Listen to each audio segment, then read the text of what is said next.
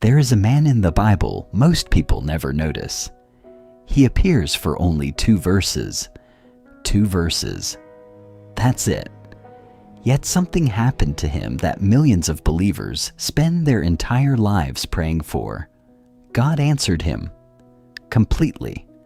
But the reason God answered him isn't what most people think, because hidden inside those 2 verses is something most people read right past.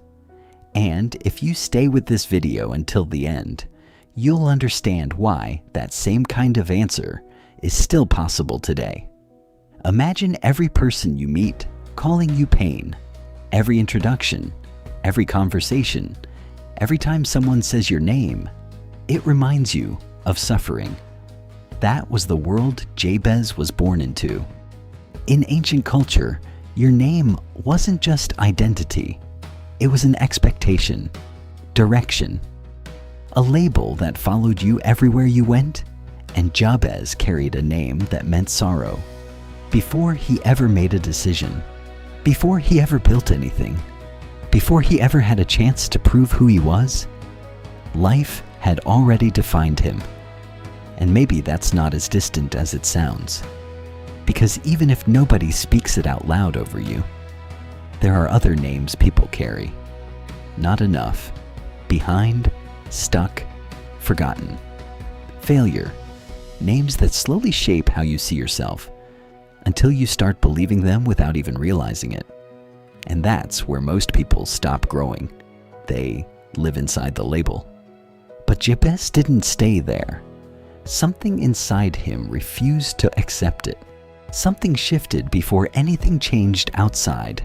Not money, not opportunity, not circumstances. Something internal. Because you can't pray for expansion while still agreeing with limitations. At some point, Jabez made a decision.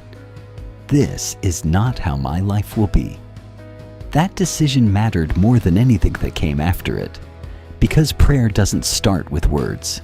It starts with agreement. Then he prayed, and what he prayed for was recorded in Scripture with unusual clarity. A short prayer, but with weight behind every line. And what's interesting is this. God responded, not after the delay, not after correction, immediately.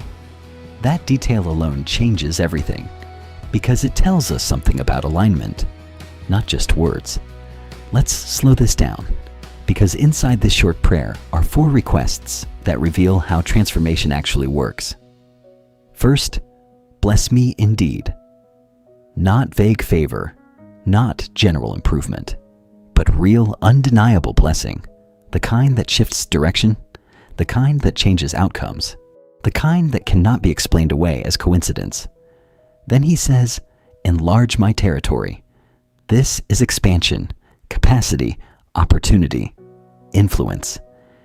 In real life, this can look like a new door opening, a new responsibility, a new level of influence you didn't have before.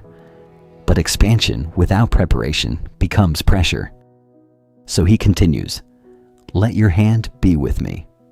Because success without guidance doesn't last.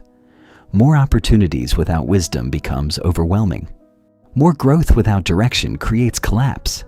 So he asks for presence, not just results, God himself leading the process. And finally, keep me from evil, so I may not cause pain.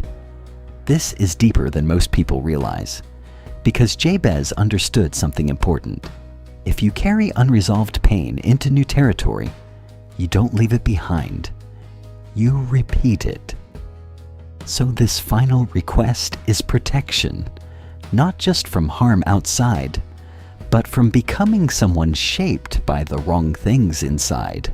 Here is where most people misunderstand this story. They think the prayer was powerful because of the words. But that's not the reason God responded. The real reason is alignment. Every part of this prayer reflects something about God's nature. Blessing, expansion, guidance, protection. Jabez wasn't trying to convince God to do something unusual. He was aligning himself with who God already is, and that's the key. Because many people pray for change, but still think the same way, still expect the same outcome, still live inside the same mental boundaries, and nothing changes outside. Because nothing changed inside, Jabez didn't start with expansion. He started with alignment. And that's what made the difference. Right now, just take a moment. No pressure, no performance. Just listen. God, I bring you the limits I've been living under, the names I've accepted, the ceilings I've stopped questioning, and I ask for something deeper than change in circumstances. I ask for change in direction. Bless my life in ways that are real. Expand what has been limited. Lead what I cannot control. And protect me from repeating what I came from. Let my life move forward. Not in cycles, but in purpose. Take a breath. Let that settle. If this message encouraged you today, type Jabez in the comments. Not for me, but as a reminder that something in you is shifting, and I'd genuinely like to know where you're watching from. If this connects with you, there's more coming in the next one.